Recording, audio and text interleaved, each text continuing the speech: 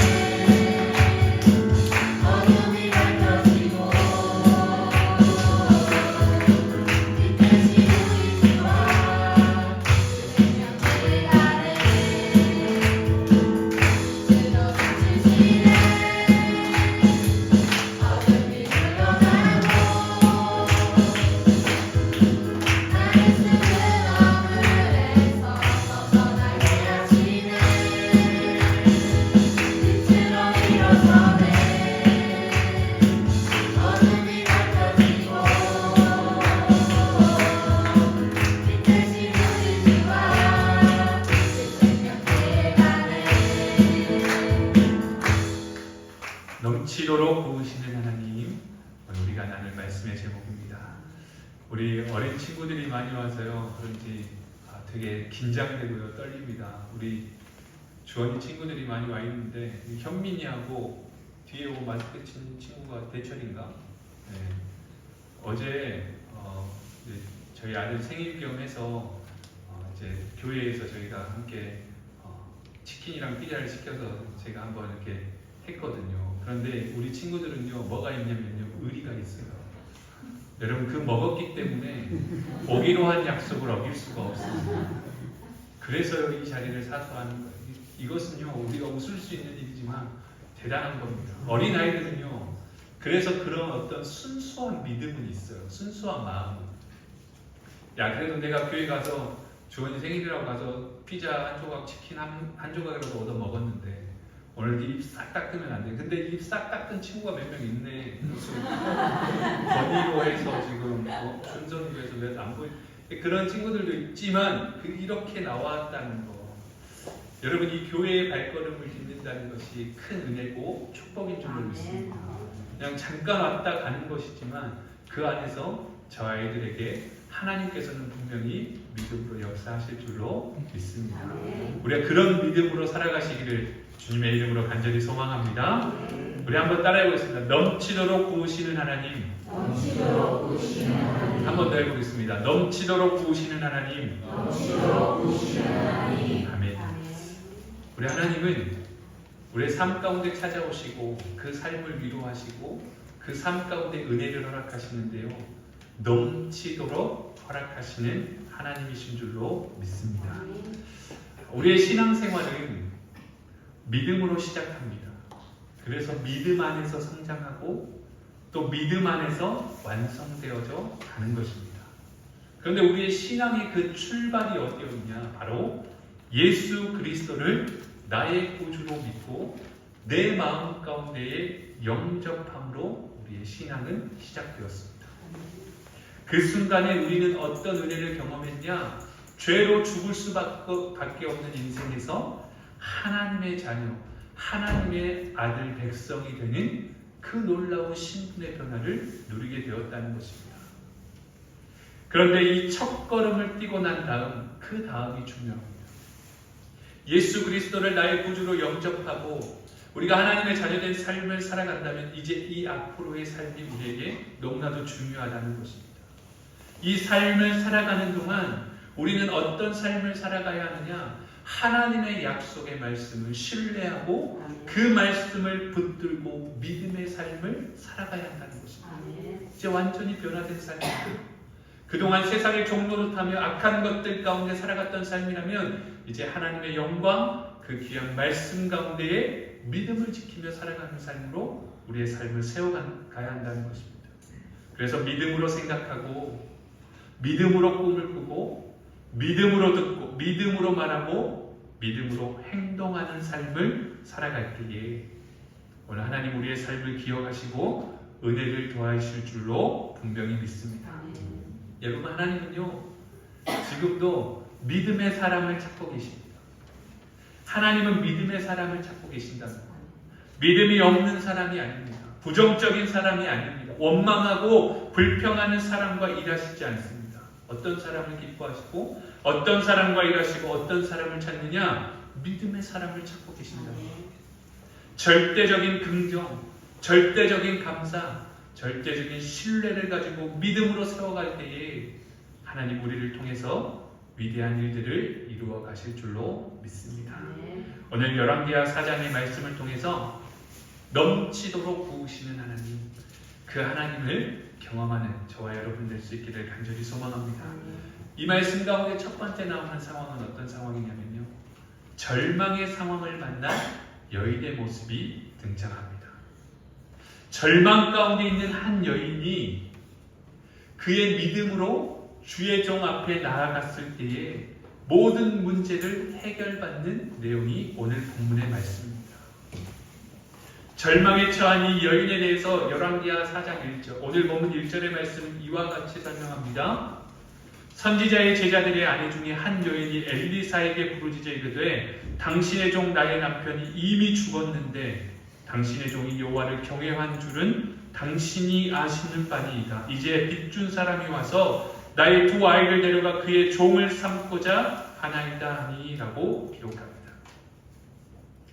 엘리사 선지자가 활동하던 이 당시에 악한 왕이 이 나라를 다스리고 지배하면서 우상을 숭배하고 하나님의 선지자들을 핍박하고 고통을 주었던 그런 시대 가운데 있었습니다. 그런데 이 엘리사 선지자가요, 지금 말로 하면 신학교를 만들어서요, 신학생들을 훈련시켰습니다. 그 중에 한 학생의 가정에 큰 재앙이 다가왔습니다. 그 학생 하나가 죽었는데 빚을 산더미처럼 남겨놓고 세상을 떠났다는 것입니다. 이 절망의 상황에 처해 있는 이 여인의 모습을 묘사하는 것입니다. 가진 것이 아무것도 없습니다. 오히려 빚밖에 없습니다. 그런데 남편이 죽었습니다. 여러분, 이 일들을 한꺼번에 당하고 있었습니다. 능력이 없습니다. 어찌할 바를 모르고 있는 상황 가운데에 어떤 일들이 또 일어나느냐? 빚을 받으러 오는 사람들이 와서요, 빨리 빚을 갚으라고 합니다. 그래서 빚을 못 갚으면 저 아이들을 데리고 가서 종으로 삼겠다라고 이야기를 하고 있는 그런 상황입니다. 여러분, 우리가 인간적으로 생각할 때 이 여인의 마음은 무너질 대로 무너졌을 것입니다. 절망의 깊은 수렁에 빠졌을 것입니다. 아무것도 바라보고 의지할 수 있는 것이 없다라고 여겼을 것입니다. 희망이 보이지 않았습니다. 그런데 이 여인에게는요, 믿음이 있었습니다. 그 믿음이 이 여인을 절망의 상황 가운데서 건져내는 능력이 되었다는 것입니다. 절망의 상황에는 하나님을 바라보았습니다. 그리고 하나님의 종 엘리사 앞에 나와서 엎드려서 이야기합니다. 여러분, 우리가 문제를 만나고 어려움을 만나면 주님 앞에 나아가 엎드려야 합니다. 왜요? 나보다 나를 더 잘 아시는 주님. 우리 오늘 함께 찬양하지 않았습니다. 나보다 나를 더 잘 아시는 그 주님 앞에 우리가 모든 문제를 가지고 나아가 엎드릴 때에 하나님께서 우리의 모든 삶을 인도해 가신다는 것. 여러분, 그것은 믿음이 없으면 할 수 없는 일입니다. 내가 하는 것이 아니고 내가 하나님의 도우심을 구하며 나아갈 때에 모든 것을 다스리시고 예비하시고 인도해 가시는 하나님의 능력이 우리에게 임한다라는 것입니다. 여러분, 오늘 우리는 이 사실을 기억하며 나아가야 합니다. 그래서 쉬지 않고 하나님의 뜻을 구하고 부르짖어 기도하며 살아갈 수 있어야 합니다. 주님, 나를 불쌍히 여겨주십시오. 내가 감당할 수 없는 문제와 어려움들 가운데 낙심하고 있습니다. 주님, 나를 불쌍히 여겨주시고 이 절망의 자리에서 나를 건져주십시오. 문제를 만났을 때에 이 사람 저 사람 찾아다니며 사람 찾아다니지 않게 되기를 간절히 소망합니다. 여러분, 우리가 잘 아는 것처럼 탕자의 비유를 보면은요, 사람이 풍족할 때는 주변에 사람들이 많습니다. 내가 뭔가 잘 풀리고 내가 뭔가 강한 힘을 가졌을 때는요, 내 주변에 보면 많은 사람들이 나를 따릅니다. 그것은 우리 초등학교를 다니는 우리 어린아이들도 마찬가지고, 힘이 있고 돈이 있고 그런 아이들에게는 아마 사람들이 막 따를 겁니다. 그런데 여러분, 그것이 영원하지 않습니다. 그런데 그것이 없어지는 순간, 낙심하고 절망하는 순간, 어려움을 만나서 그 모든 것을 잃어버리는 순간 어떻게 되느냐? 주변에 있던 많은 사람들은요, 떠나가기 시작합니다. 외면하게 되는 것입니다. 도와달라고 해도 거절을 받습니다. 그것이 사람의 마음입니다.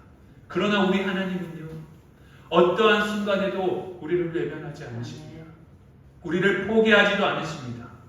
우리의 기도를 들으시고 우리의 필요에 따라 하나님의 은혜를 넘치도록 채워주시는 분이신 줄로 믿습니다. 여러분, 이 땅의 모든 문이 닫힌다 할지라도 우리는 어디를 바라보아야 하냐? 하늘을 바라보며 나아가는 성도임을 기억하며 부르짖을 수 있기를 주님의 이름으로 축복합니다. 그래서 에레미야 33장 3절의 말씀이 이렇게 기록합니다. 내게 부르짖으라. 너는 내게 부르짖으라. 내가 내게 응답하겠다. 네가 알지 못하는 크고 은밀한 일들을 내게 보여주겠다. 여러분, 그것이 믿음으로 간구하는 자에게 주시는 하나님의 은혜요 축복이라는 것입니다. 여러분, 주님은 오늘도 끊임없이 우리에게 말씀하십니다. 부르짖으라. 부르짖으라. 부르짖으라. 나에게 부르짖으라 말씀하십니다. 여러분, 사람 찾아다니며 염려하고 근심하고 밤잠을 설치며 살아가고 있을 그 시간에, 괴로워할 그 시간에 여러분 주님 앞에 부르짖어 기도할 수 있는 저와 여러분이 될 수 있기를 주님의 이름으로 축복합니다. 어려움을 만났을 때요, 다가오는 문제들을 바라보면서 우리는 결코 주저앉아서는 안 됩니다. 낙심하고 실망한 상태로 모든 것을 포기해버리면 안 됩니다. 왜 그러냐면요, 그때는요 주님께 부르짖을 때입니다. 그때는요 하나님이 예비하신 풍성한 은혜들을 누릴 수 있는 기회이기 때문에 그렇습니다. 고난을 징검다리 삼아서 믿음이 더욱더 성장하고 더 주님 앞에 나아가게 되는 여러분들이 되시기를 주님의 이름으로 축복합니다. 그때 주님은 우리의 기도를 반드시 들으시고 응답하신다는 것, 그리고 놀라운 기적을 베풀어 주신다는 것. 시편 40편 1절과 2절의 말씀입니다. 내가 여호와를 기다리고 기다렸더니 귀를 기울이사 나의 부르짖음을 들으셨도다. 나를 기가 막힐 웅덩이와 수렁에서 끌어올리시고 내 발을 반석 위에 두사 내 걸음을 견고하게 하셨도다. 여러분, 이것이 하나님의 우리를 향한 그 마음이고 그 뜻을 보여주는 말씀입니다. 부르짖고 부르짖었더니 귀를 기울이시고 우리의 삶 가운데 응답하여 주시는 분, 우리의 모든 어두운 어려움과 수렁에서 우리를 건져주시는 분, 여러분 강하고 담대한 믿음으로 살아갈 수 있기를 주님의 이름으로 간절히 소망합니다. 하나님 앞에는 불가능이 없습니다. 오늘 말씀을 보니까요, 기가 막힐 웅덩이와 수렁에서 건져주신다라고 시편의 말씀을 기록하고 있지 않습니까? 우리가 감당할 수 없는 기가 막힐 어려움들과 문제를 만났을 때, 절망 가운데 있을 때에 이 여인과 같은 모습이라 할지라도 오직 우리의 믿음으로 하나님 앞에 나아가 구하는 삶을 살아갈 수 있기를 주님의 이름으로 축복합니다. 그때 하나님 우리를 건져주실 것이고, 그때 하나님 우리를 절망의 자리에서 희망의 자리로 옮겨주실 줄로 믿습니다. 두 번째는 오늘 우리가 이 말씀을 통해서 함께 알아보아야 할 것은 내게 있는 것이 무엇이냐는 것입니다. 내게 있는 것이 무엇이냐. 내게 있는 것에 대해서 함께 생각해 보려고 하는데, 우리는 고난할 때에 우리 자신을 바라봐야 합니다. 오늘 본문 2절의 말씀은 이렇게 기록합니다. 엘리사가 그에게 이르되 내가 너를 위하여 어떻게 하랴? 내 집에 무엇이 있는지 내게 말하라. 그가 이르되 계집종의 집에 기름 한 그릇 외에는 아무것도 없나이다 하니라고 말씀합니다. 기름 한 그릇 외에는 아무것도 없다는 것입니다. 우리가 주님 앞에 나아갈 때에 주님은 우리에게 말씀하십니다. 내가 너를 어떻게 도와줄까? 네가 지금 가지고 있는 것이 무엇이냐라고 물으신다는 것입니다. 그런데 여러분, 우리가 꼭 기억해야 하는 것, 우리가 마지막으로 믿고 의지하고 붙잡고 있는 그것이 무엇이냐? 그것을 내려놓으라라고 요구하십니다. 내가 문제와 고난 가운데 있을 때 하나님 모든 것을 해결해 주시지만 내게 있는 것이 무엇이냐고 물으시고 그것들을 철저하게 내려놓기를 원하십니다. 그때의 하나님의 역사는 시작되고 일어난다는 것입니다. 사람은 얼마나 어리석은지요. 곰팡이가 난 빵 한 조각을 쥐고 있는 한 그것에 희망을 걸고 살아간다는 이야기가 있습니다. 곰팡이가 난 빵 한 조각, 먹을 수도 없는 것이지만 그것을 손에 쥐고 그것을 희망을 걸고 살아간다는 이야기가 있다는 것. 여러분, 우리가 절망 가운데 어려움 가운데 있을 때에는요, 우리에게 있는 모든 것들을 내려놓아야 합니다.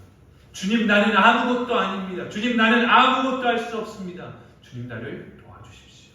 나를 이 절망의 자리에서 건져주십시오. 여인이 고백합니다. 내가 가진 것 없습니다. 그저 이 기름 그릇밖에는 없습니다.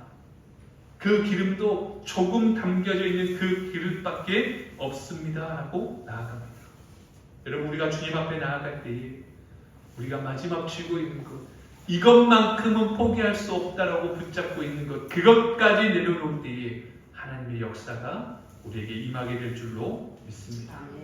우리가 붙잡고 있는 것들을 내려놓아야 합니다. 여러분, 오늘 우리 알량한 자존심을 내려놓아야 합니다. 우리의 고집불통, 이 고집 또한 내려놓아야 합니다. 나의 강한 성격도 내려놓아야 합니다. 내 혈기도 내려놓아야 합니다. 여러분, 물질이 나의 우상이라면 그것 역시도 내려놓아야 합니다. 남편이, 아내가, 자녀가 우리의 가정이 나에게 우상이라면 그것까지도 내려놓을 수 있어야 합니다. 그 모든 것들을 내려놓고 하나님 앞에 온전한 믿음으로 구하며 나아갈 때에 하나님은 우리의 삶 가운데에 큰 기적을 행하실 줄로 믿습니다. 아멘. 여러분, 오늘 저와 여러분이 전폭적으로 주님을 믿고 의지하며 나아가는 믿음의 삶을 살아갈 수 있기를 간절히 소망합니다. 주님, 오늘 우리가 큰 믿음의 사람들 되기를 원합니다. 하나님, 내가 그런 큰 믿음의 삶을 살아가기를 원합니다. 어떠한 어려움과 형편에서도 주님만 믿고 의지할 수 있는 그 믿음의 사람, 그 강한 믿음의 소유자가 되기를 원하오니 주님 나를 사용하여 주시옵소서. 여러분, 이 믿음의 고백으로 살아갈 수 있기를 주님의 이름으로 축복합니다. 이 여인은요, 내게 있는 것은 그릇에 담긴 그 기름뿐입니다. 이것이 전부입니다 라고 말합니다.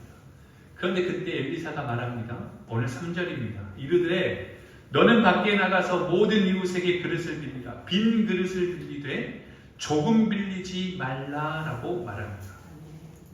너는 가서 그릇을 빌려와라.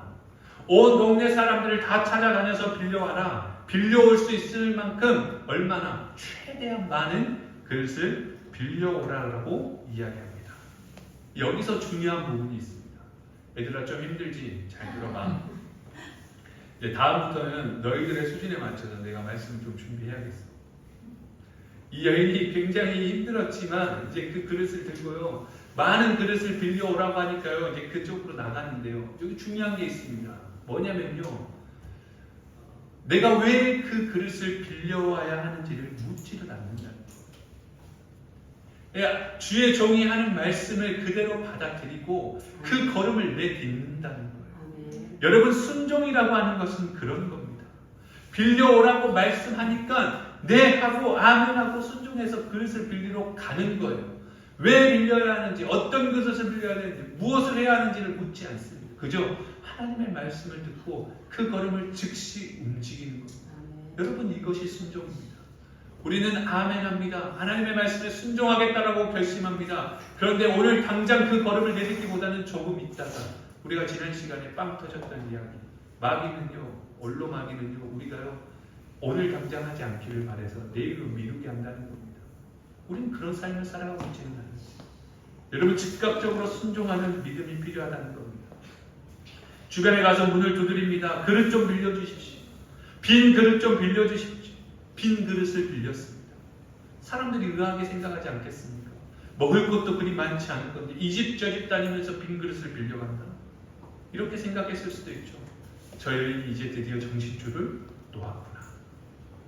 그런데 여러분, 그릇을 빌려와서 온 집안이 빈 그릇으로 가득 차게 되었습니다. 그리고 나서 엘리사 선지자가 이야기합니다. 본문의 4절, 너는 네 두 아들과 함께 들어가서 문을 닫고 모든 그릇에 기름을 부어서 차는 대로 옮겨 놓으라 하니라 라고 말씀합니다. 그러면 이제 거기다가 너 가지고 있는 그 그릇들에게 기름을 부으라는 것입니다. 내가 가지고 있는 기름은 얼마밖에 안 됩니까? 한 그릇밖에 안 됩니다.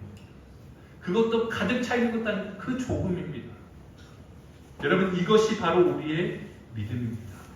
우리의 작은 그 믿음, 하나님의 말씀대로 행하며 그 걸음을 내딛는 그 믿음에 하나님은 위대한 기적을 만들어내신다는 것입니다. 사람의 힘으로는 할 수 없고 생각할 수 없습니다. 그런데 하나님은 어떤 하나님? 넘치도록 부으시는 하나님이시다.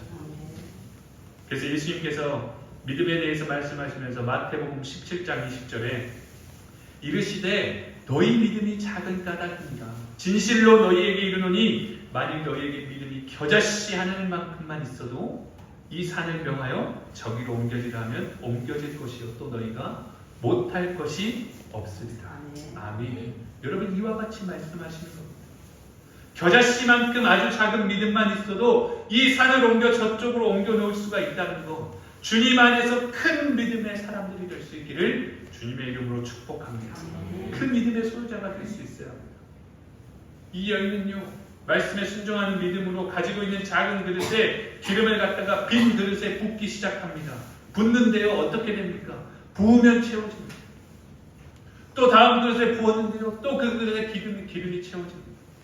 또 채워지고, 또 채워지고, 또 채워지고, 계속해서 채워집니다. 이것이 바로 하나님의 은혜입니다. 아멘. 하나님이 일하시는 방법입니다. 아멘. 순종하는 자에게 어떻게 은혜를 베푸시냐면요, 넘치도록 베푸신다. 아멘. 여러분, 우리가 원하는 만큼 다 그 수준에서 간당간당하게 채우시는 분이 아니시라. 어떻게 채우신다고요? 넘쳐 흐르도록 채우시는 분이 우리 하나님이시라는 겁니다. 아멘. 여러분, 우리가 이 사실을 기억하고 이 사실을 믿는다면 어떻게 하나님 앞에, 어떻게 하나님의 말씀 앞에 순종하지 않을 수 있겠습니까? 여러분, 모든 빈 그릇이 가득 찼습니다. 주님의 은혜입니다. 믿음의 역사는 이런 것입니다. 불가능이 없다는 것입니다. 아멘. 여러분, 삶 가운데 어떤 문제가 있으십니까? 어려움이 있으십니까? 내게 있는 모든 것들을 내려놓고 하나님을 의지하시기를 바랍니다. 말씀에 전적으로 순종하며 나아가시기를 바랍니다. 반드시 하나님은 우리에게 넘치도록 부으시는 은혜로 함께해 주실 줄로 믿습니다. 아멘. 마지막 세 번째는 이 말씀을 통해 우리는 믿음의 열매를 기대해야 합니다. 믿음의 열매를 우리는 맺고 살아가야 합니다.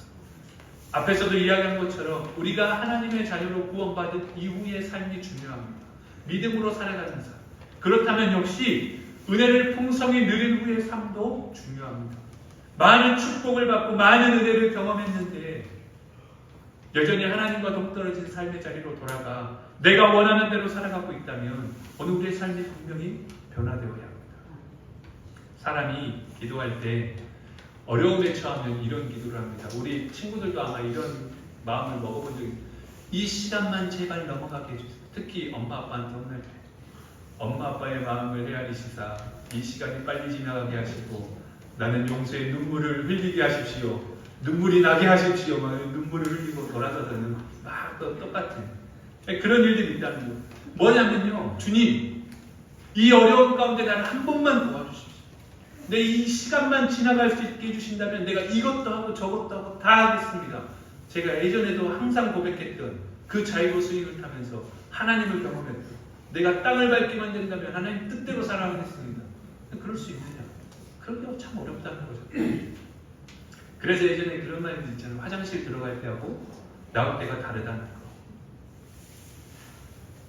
여러분, 우리가 때로는 하나님 앞에 간절함으로 기도할 때가 있어요. 주님, 이 죽을 것 같은 위기에서 나를 한 번만 살려주시면 내가 이렇게 하겠습니다. 저렇게 하겠습니다. 그런데 다음에 살려주고 나니까 어떻게 합니까?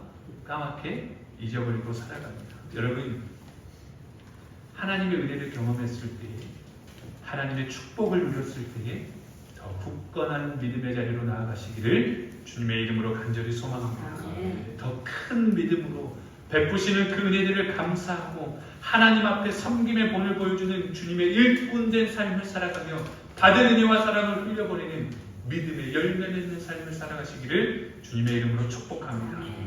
오늘 본문 7절에 그 여인이 하나님의 사람에게 나아가서 말하니 그가 이르되 너는 가서 기름을 팔아 빚을 갚고 남은 것으로 너와 내 두 아들이 생활하라 하였더라 라고 말씀합니다. 여러분, 주님의 은혜는 차고 넘치는 은혜입니다. 다윗이 고백합니다. 시편 23편 1절 너무나 잘 아는 말씀이시죠. 여호와는 나의 목자시니 내게 부족함이 없으리로다. 여러분, 이것이 은혜입니다.